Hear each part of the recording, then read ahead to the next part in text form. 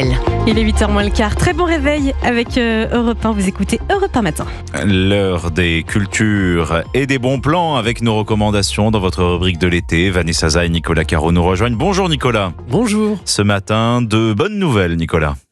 Oui, genre trop délaissé, Bernard Minier, l'auteur de polar, publie un recueil chez Pocket, Les chats et 14 histoires mystérieuses, diaboliques, cruelles, science-fiction, horreur, fantastique. Vous saurez jamais de quel genre il s'agit au moment d'y rentrer. Bernard Minier est un grand lecteur comme tous les bons romanciers. J'avais visité sa bibliothèque et il veut retrouver les sensations qu'il avait en lisant les nouvelles de Lovecraft, Poe, Stevenson et autres Borges. C'est lui qui le dit dans sa préface. Et si on veut des bonnes nouvelles alors ?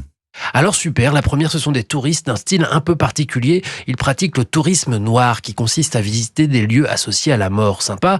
Donc ils visitent Tchernobyl, Fukushima, mais aussi d'anciens bagnes, des lieux de torture ou la forêt d'Aokigahara au Japon, mieux connue sous le nom de la forêt des suicidés. Charmant. Il y en a une qui aurait pu être un roman aussi d'ailleurs, mais qui gagne en efficacité par la forme courte. L'histoire de Damien Diès, animateur d'un talk-show télé, voyeuriste et complètement débile à la télé. Lui-même est un mégalo cynique et un jour en sortant d'un studio, il décachette une lettre étrange qui est parvenue jusqu'à lui. À l'intérieur, une mèche de cheveux blonds et une proposition. Celui qu'on appelle le tueur de l'équinoxe, parce qu'il tue aux équinoxes de printemps et d'automne, un tueur en série, donc lui propose une interview exclusive. Et évidemment, il accepte. C'est glaçant.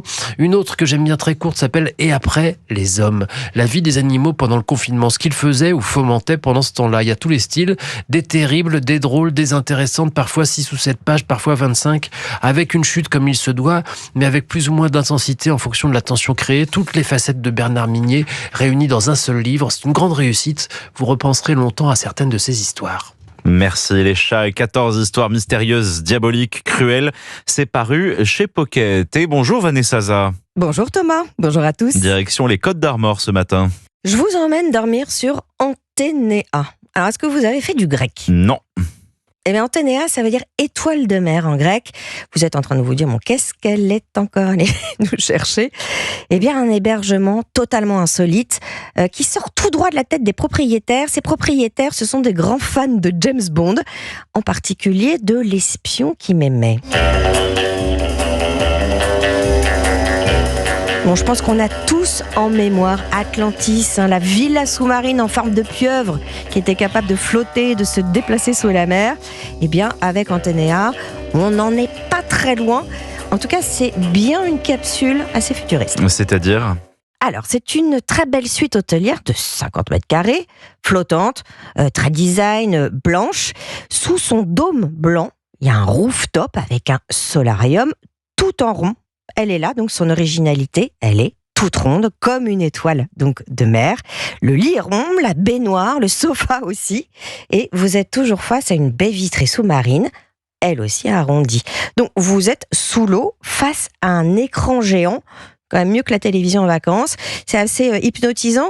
En ce moment, vous voyez vivre un petit monde d'algues dans lesquelles viennent se cacher des bébés poissons, crevettes. Vous voyez défiler de gros mulets. Bon, c'est pas forcément les poissons les plus beaux, mais c'est tout de même assez impressionnant. En revanche, il y a aussi des bars. Ça, beaucoup plus majestueux. Mais cette île flottante, elle bouge ? Elle ne navigue pas.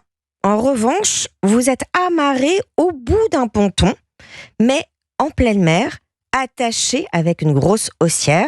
Donc vous avez quand même l'impression de partir quand même en voyage sur l'eau. Vous êtes à l'extrémité du port de Perros-Guirec. Vous êtes face à la baie sauvage de Loannec et vous avez vu sur les îles. Ces îles que vous pouvez d'ailleurs rejoindre en bateau pour aller voir les phoques. Les départs se font de Perros-Guirec et puis autre incontournable, monter en haut du phare de Ploumanac.